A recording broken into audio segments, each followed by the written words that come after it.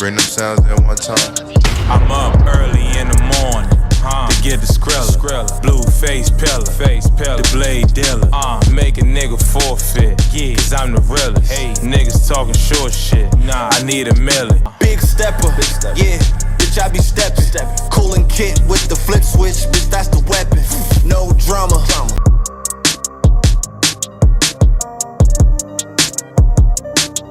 Welcome to New York Giants Full Access. Legend, bring them sounds at one time. I'm hard, and we got you. And that's it, man. Go purchase Big Pat Sports Talk merch and support the family, man. And welcome to Big Pat Sports Talk. Thank you for your support. Want to give Daniel Jones his final chance this year and not draft a quarterback. Should they take a top wide receiver? Let's say Malik Neighbors is there. Should they take Malik Neighbors? Very dynamic receiver, very good route runner, probably the best receiver after the catch of the top receivers in the NFL draft.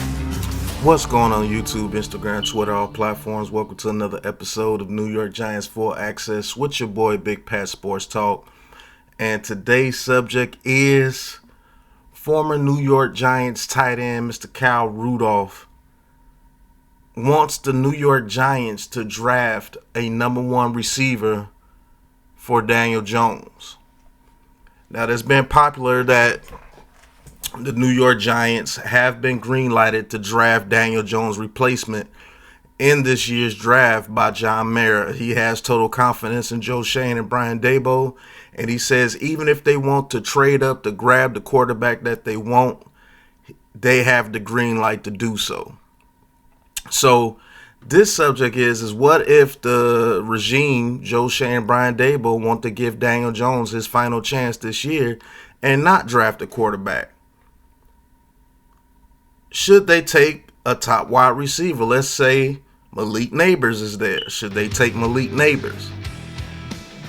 Very dynamic receiver, very good route runner, probably the best receiver after the catch of the top receivers in the NFL draft. Can change this offense dramatically if we can get him the ball with Hyatt, Slayton, Wan'Dale Robinson. We re-sign Hodgins. Maybe our tight end comes back, Waller. Maybe we could be dynamic with a top receiver. So Malik Neighbors is one of those guys. What about Rome Odunze? 6'3", lengthy, catch radius off the chain, very good route runner, underrated route runner, speed to burn. What if we draft him and we can get Daniel Jones a top target with him? And if some miracle Marvin Harrison Jr. falls to number 6, it's like a run of quarterbacks go, like 2 trades happen, both teams trade out, and Malik Neighbors goes before Marvin Harrison. Some weird thing happens, then Marvin Harrison drops to number 6.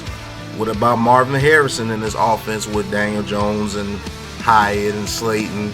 I think that would be a very dynamic offense. And if Daniel Jones turns out not to be the guy, now you have a set receiving core, and if the offensive line shows up, we got a good foundation for the next quarterback to come in. With guys like Marvin Harrison, Hyatt being very young, Slayton still being very young, Wan'Dale Robinson still being very young. We'll see, but let's hear what Mr. Kyle Rudolph has to say with, I think this is Kay Adams. So let's see what Kyle Rudolph has to say. You said that you enjoyed the time you spent with Daniel. Given that, how do you see this upcoming season playing out? How much time do we have? Couple minutes. I love DJ. I think he's super talented. I think he has the ability to be. I think I said this last time we were together before the season. He has the ability to be a Josh Allen type quarterback. Now that I will say that's a stretch. I think Josh Allen's a one of one, man. That dude goes crazy, and that dude makes some crazy plays for the Buffalo Bills. Do I think DJ is very talented? Yes, I think DJ could be one of the more dynamic quarterbacks in the league if he had some talent around him, if he had the talent of a Joe Burrow around him, or the talent of a Josh Allen even around him, the talent of a Jalen Hurts around him, the talent of a CJ Stroud around him. So give him a number one receiver and an offensive line, and let's see what he can do. But to say that he could be Josh Allen, that's a very, very big stretch. He has the athletic ability to run the football. He can make every throw. He doesn't have that quite of a strong arm, but he has an adequately strong arm to make every throw. Can we get the guy a number one wide receiver? Please. Like, let's quit messing around. I give the Giants credit. They've tried to bolster the offensive line. They've invested first-round picks. They've brought free agents in. They've tried to address the offensive line. They have Eric Flowers, Andrew Thomas, who actually panned out, Nate Solder, Hernandez, Evan Neal, Zulu, McKeithen, the guy we got from Oregon, he didn't pan out. Trading for Price, Omame. I mean, we've brought so many linemen in and out of here. It's ridiculous. And it's not panning out. Glowinski, I think we should have kept Zeitler, Ben Bredesen. Like, it's been plenty of linemen that we've brought in, and it just hasn't worked out. Phillips is another guy. Matt Pert. I think we've had a real string of bad luck with offensive linemen, but that has to change. We brought in 5 offensive linemen this year, so hopefully that changes. But I know one thing that will change if we do get a Malik Neighbors or a Romo Dunze or Marvin Harrison, even an A.D. Mitchell, someone of that caliber. Let's get someone of that caliber no matter who the quarterback is. Doesn't matter if it's Daniel Jones, doesn't matter if it's Drew Lock, rookie quarterback, Tommy DeVito. Let's get a receiver for these quarterbacks to depend on, because that builds your foundation. But let's carry on. It hasn't worked as well as they would have hoped, but they put the effort there. Can we get the guy a number one wide receiver, please? How can you judge someone who's played in the NFL for now 5 years and he's never had a number one wide receiver? Like, what quarterback goes 5 years without being given a number one wide receiver? Exactly. He's never had a number one wide receiver. The best receiver class he's had was last year, but he got hurt. Is Slayton a number one receiver? No. Is Hyatt a number one receiver? We don't know, but more than likely no, because he has a certain skill set.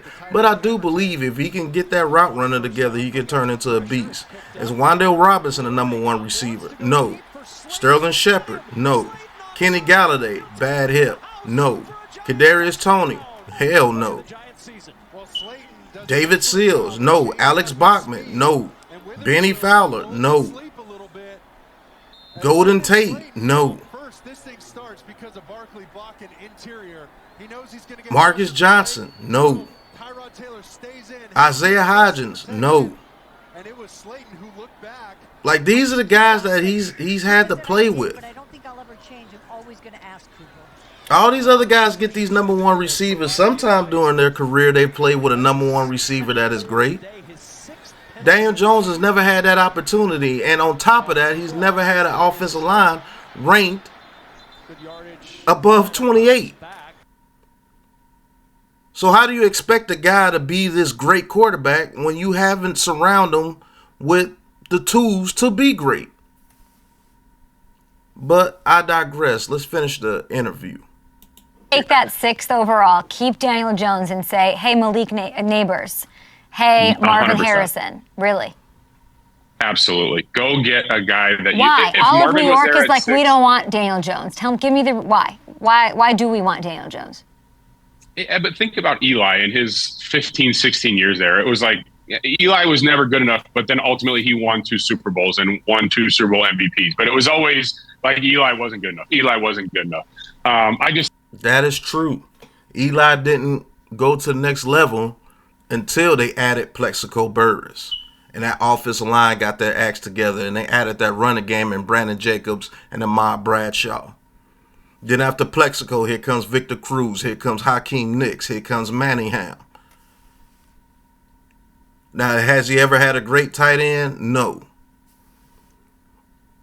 But they were good enough to get the job done, and Eli Manning was good enough to get the job done when the defense gave him his chance to get the job done. He always came up clutch for us. Hell, Daniel Jones hasn't even had a real top defense behind him when I really think about it. Build your team. And if Daniel Jones proves next year with a wide receiver, a number one wide receiver, and a decent offensive line, you can move off of him. But now we have our foundation set for the new quarterback. This is not the only draft that will have quarterbacks that's worth drafting.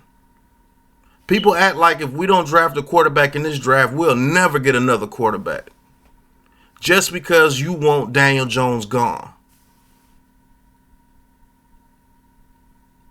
You can't be desperate, but let's carry on. I just think it's not fair to judge him until, John Mara said it before last season. We've done everything to screw this kid up.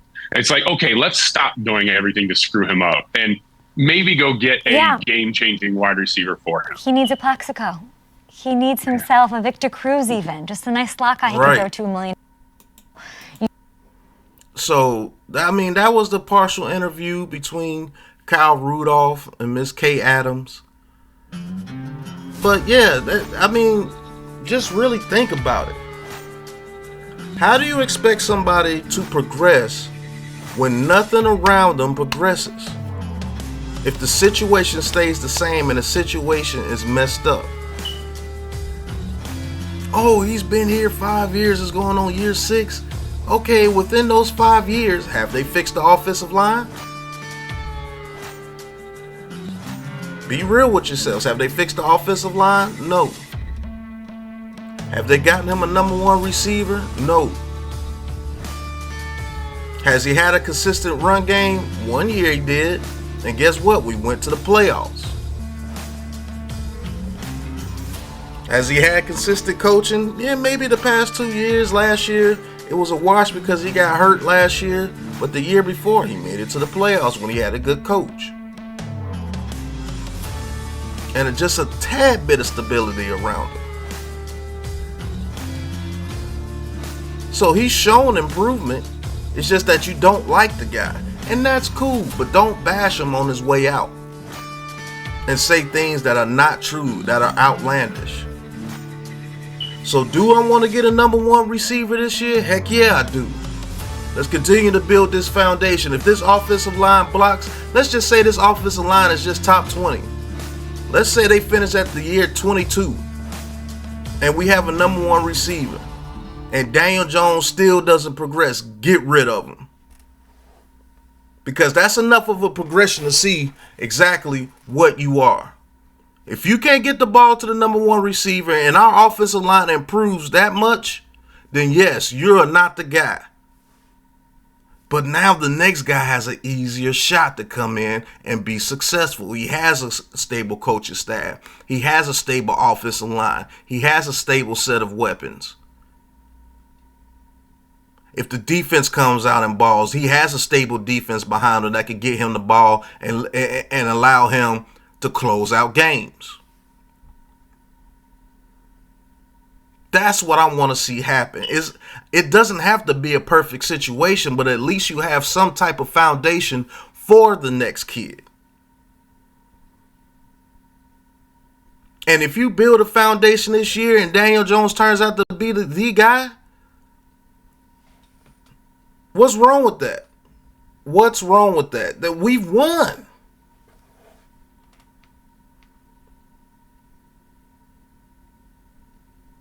That's how I look at it.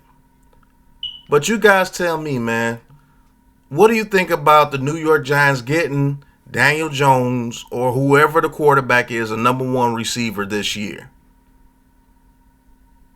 I believe it would be a heck of a step forward of building this foundation of this team.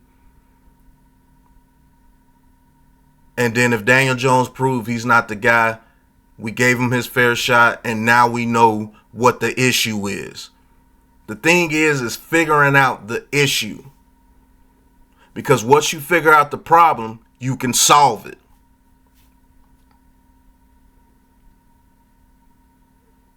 Have a solid foundation, and that makes your problems glare out to you, and now we can fix them. But when you have no foundation, you don't know what's going on, because you don't know who's who. You don't know what's what. You don't know if your quarterback is actually good. You don't know if your receivers can actually get open consistently. You don't know what plays that you can call, because your play sheet is limited, because your quarterback's going to get killed if you don't get the ball out in a certain amount of time.